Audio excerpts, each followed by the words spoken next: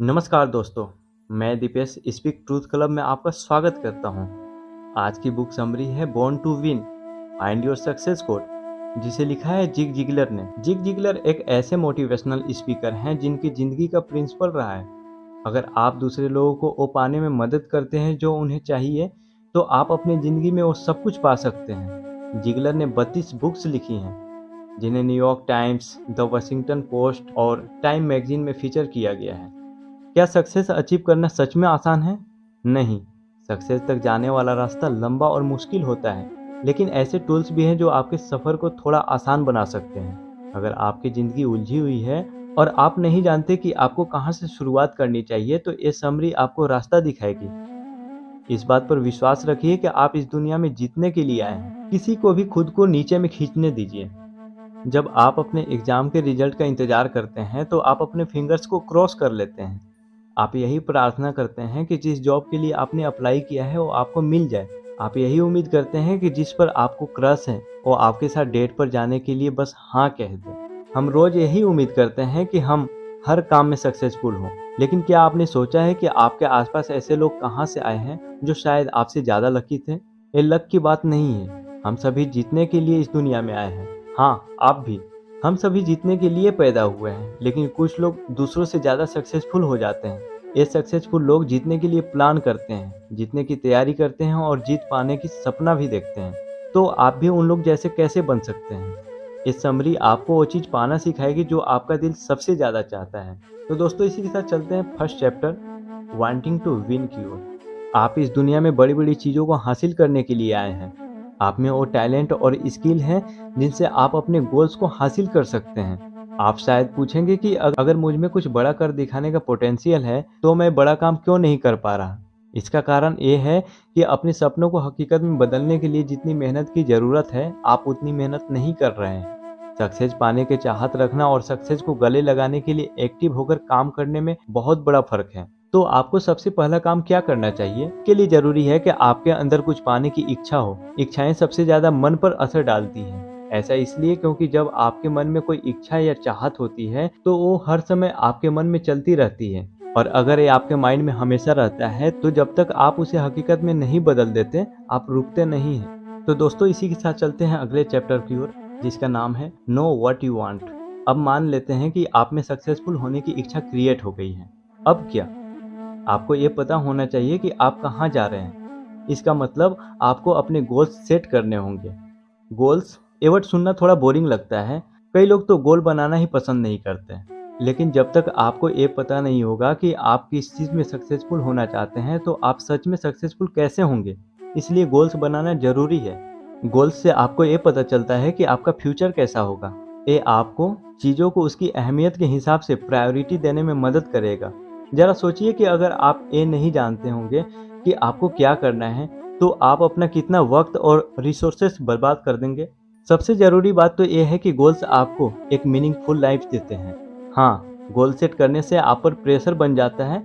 उन्हें पूरा करने का रास्ता लंबा और चैलेंजिंग होता है, लेकिन आलसी और निकम्मा बने रहकर अपनी ज़िंदगी की कीमती समय को बर्बाद करने से तो अच्छा है कि आपके लाइफ में कोई तो मकसद हो। गोल सेट करने का सबसे पहला स्टेप ये जानना है कि आपके लाइफ का वो कौन सा एरिया है जिस पर आपको काम करना चाहिए। चीज़ों को आसान बनाने के लिए जिग ने अपने लिए एक एक्सरसाइज बनाई है, जिसका नाम है व्हील ऑफ लाइफ। आपके ज़िंदगी के ऐसे 7 डायमेंशन या एरिया हैं जिनके लिए आप गोल सेट कर सकते हैं। ये हैं personal, physical, family, mental, financial, spiritual और करियर। इन सातों एरिया में जो चीज़ आपके लिए सबसे ज़्यादा मायने रखती है, जैसे फिजिकल डायमेंशन के लिए आप अपनी एनर्जी का लेवल, मसल टोन, डाइट और मूवमेंट फ्रीक्वेंसी के बारे में लिख सकते हैं। इसके बाद आपको हर एलिमेंट को 1 से 10 के स्केल पर रेटिंग कर देना है। 1 का मतलब बहुत खराब और 10 का मतलब बहुत अच्छा है। जैसे मार्क ने अपने एनर्जी लेवल को 2, मसल टोन को 1 और डाइट को 1 रेटिंग दी। आपको हर डायमेंशन के लिए ऐसा करना है। इसके बाद हर डायमेंशन के सभी पहलुओं को रेटिंग्स को जोड़कर 10 से डिवाइड कर दीजिए। अब ऐसा कौन सा डायमेंशन है जिसमें आपका सबसे कम स्कोर आया है? जिस डायमेंशन का स्कोर सबसे कम है, आप उसी से शुरुआत कर सकते हैं। वो कौन सा डायमेंशन है जिस पर आपको काम करना चाहिए? अब आपको उस डायमेंशन से जुड़े एक खास गोल सेट करना है। आइए इसके लिए विंस के एग्जाम्पल को देखते हैं। उसका गोल्स था कि 10 महीने में 37 पाउंड वजन कम करना। शुरुआत में ये काफ़ी मुश्किल लग रहा था, लेकिन विंस ने फैसला किया कि वो इसे हर महीने के छोटे-छोटे गोल्स में बदल देंगे।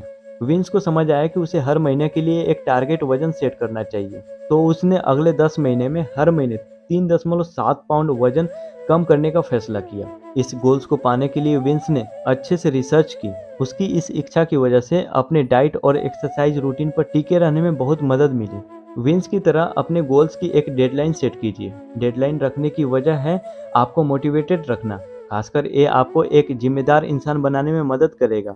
विंस के लिए ये कहना बहुत आसान होगा कि वो जल्द ही 37 पाउंड कम कर लेगा, लेकिन ये उसे अपने डाइट को बदलने और एक्सरसाइज करने के लिए मोटिवेट नहीं करेगा।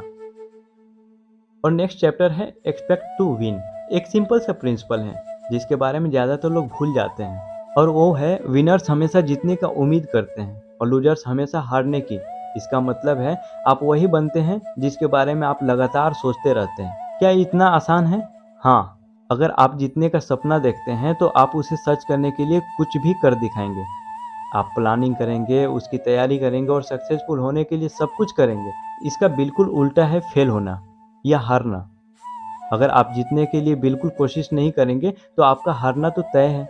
सक्सेसफुल होने की तैयारी करने के लिए ऐसी 3 डायमेंशन हैं जिन्हें आपको बेहतर बनाना होगा। ये है स्पिरिचुअल, मेंटल और फिजिकल डायमेंशन। ये आप पर डिपेंड करता है कि आप अपने स्पिरिचुअल डायमेंशन को कैसे डिफाइन करते हैं। अगर आप इसे किसी भगवान या मूर्ति से जोड़ते हैं तो उस पर ध्यान लगाइए, उससे बात कीजिए और उनकी बात सुनिए।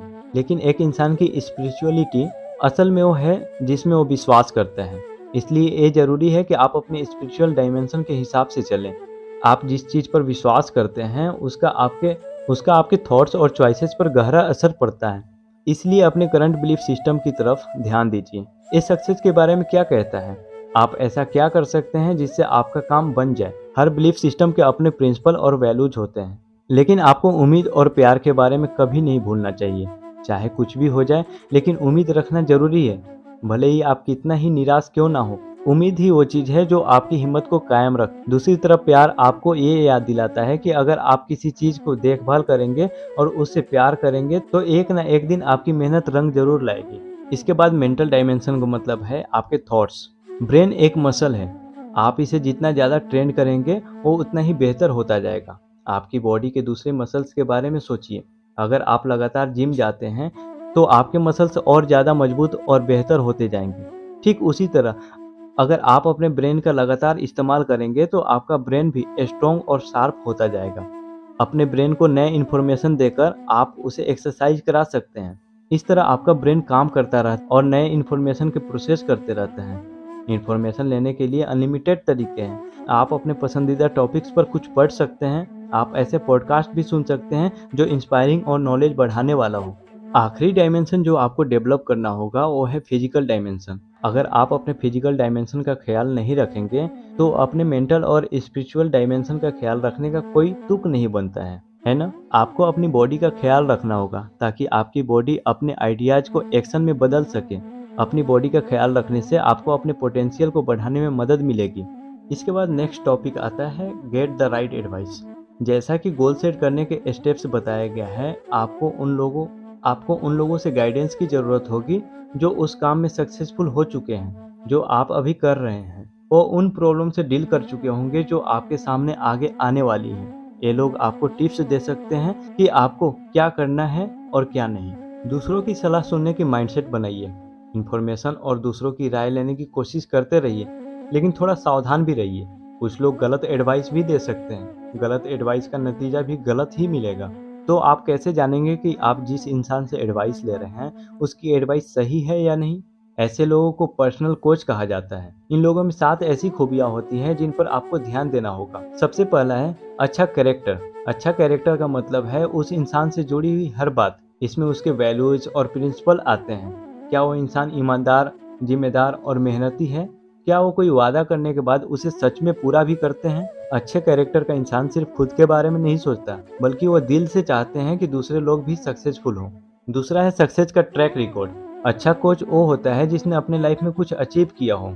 ये बात सच है कि आप लोगों की गलती और फेलियर से सीख सकते हैं, लेकिन इस बात में कोई शक नहीं है कि सक्सेसफुल लोग आपको बेहतर एडवाइस दे सकते हैं। उन लोगों से सावधान रहिए जो अपनी जीत की वाहवाही करते रहते हैं। ये उनकी क्रेडिबिलिटी से पता चलना चाहिए कि वो अपने फील्ड में कितने अच्छे हैं। तीसरा है, आपका पर्सनल कोच एक अच्छा लिसनर होना चाहिए।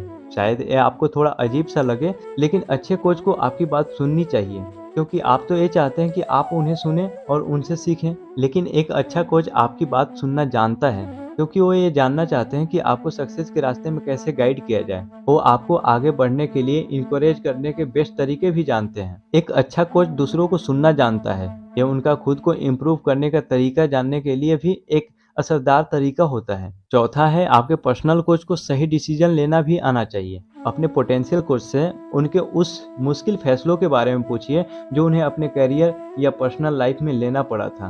वो फैसला कैसे लेते हैं, इस बात पर गौर कीजिए। इसका मतलब है कि उन्होंने वो फैसला क्यों लिया था और उस वक्त उनका थॉट प्रोसेस क्या था। अच्छे कोच ये जानते हैं कि उनकी कमाई हुई नॉलेज को कैसे इस्तेमाल करना है।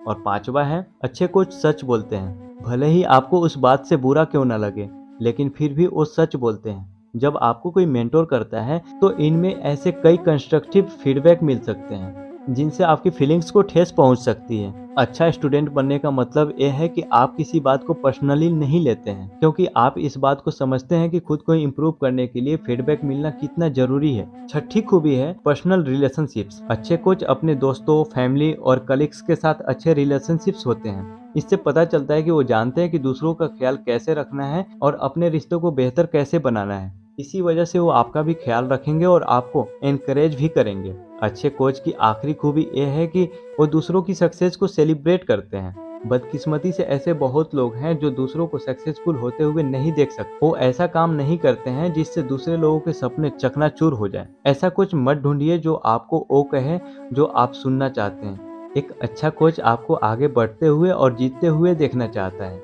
इसलिए वो आपको चैलेंज करेंगे और आपके अपनी लिमिट से आगे जाने के लिए भी पुश भी करेंगे। तो दोस्तों, इसी के साथ चलते हैं नेक्स्ट चैप्टर की ओर। Don't worry about the result. अपने गोल्स के रिजल्ट का इंतजार करना बिल्कुल बॉलिंग करने जैसा होता है। बॉलर पिंस को हिट करने की तैयारी करता है, जो बिल्कुल अपने गोल्स को सोच समझकर सेट करने जैसा है। अपने गोल्स को क्लियर बनाकर, बहुत सारी नॉलेज और स्किल्स सीखकर और अच्छे कोच की मदद मांगकर आप इसकी तैयारी करते हैं। लेकिन जब आपके गोल्स की तरफ आपका काम शुरू हो जाता है तो आप इंतजार करने के अलावा और कुछ नहीं कर सकते। अब इसका मतलब क्या है? इसका साफ मतलब ये है कि जो एफर्ट, डेडिकेशन और कमिटमेंट आपने अपने गोल्स में लगाया है, वो खुद इसका जवाब होंगे। आप रिजल्ट को बदल नहीं सकते। अगर आप अपने गोल्स को सीरियसली लेंगे तो ये आपके रिजल्ट में साफ साफ दिखाई देगा। फिक्र करने से रिजल्ट नहीं बदलेगा, इससे सिर्फ आपको नेगेटिव थॉट्स आएंगे। आप खुद पर और अपनी कड़ी मेहनत पर डाउट करने लगेंगे। एक बड़ी प्रॉब्लम इसलिए है क्योंकि खुद पर डाउट करने से आप कोई भी काम करने से खुद को रोकने लगेंगे। तो आप चिंता करना बंद कैसे कर सकते हैं? इसके लिए आपको एक्सपेक्ट करना शुरू करना होगा। लेकिन इन दोनों में क्या फ़र्क है? एक्सपेक्ट करने का मतलब है खुद को अपने एक्शंस और अपने लिए नए फैसलों को याद दिलाना और उनसे रीजनेबल उम्मीद रखना।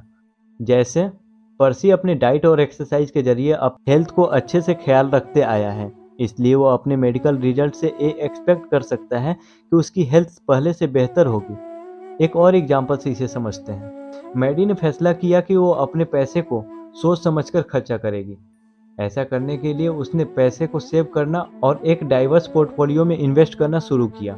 2 साल बाद मैडी ये एक्सपेक्ट कर सकती है कि उसका फाइनेंशियल फ्यूचर सिक्योर होगा। एक्सपेक्ट करने का एक और मतलब है जो है पॉजिटिव थिंकिंग को और स्ट्रॉन्ग करना। जो चीज़ें गलत हो रही हैं उस पर फोकस करना बंद कीजिए। एक ऐसे फ्यूचर को इमेजिन करने की कोशिश कीजिए जिसमें आपके लिए कुछ अच्छा हो रहा है और आपके सारे काम पूरे हो रहे हैं। इसी के साथ चलते हैं नेक्स्ट चैप्टर की ओर। Always expect the best, be a positive thinker. कई लोग पॉजिटिविटी से नफरत करते हैं। उनका कहना है कि ये ज़्यादा दिन तक टिकता नहीं है, लेकिन बाकी सभी चीज़ों की तरह आप पर पॉजिटिविटी का भी असर लाने के लिए इसे लगातार प्रैक्टिस करने की ज़रूरत है। अब एक्सरसाइज का ही एग्जाम्पल ले लीजिए। सिर्फ एक बार जिम जाने से आपको तुरंत रिजल्ट कभी नहीं मिल सकता है। आपको पॉजिटिव रहने की आदत डेवलप करनी होगी। अगर आप हमेशा नेगेटिव सोच रखते हैं तो आप शायद कहेंगे, हर समय पॉजिटिव रहने का क्या मतलब है? इसकी सलाह इसलिए दी जाती है क्योंकि जैसे निगेटिविटी से और निगेटिविटी आती है, बिल्कुल वैसे ही पॉजिटिविटी से और पॉजिटिविटी आती है।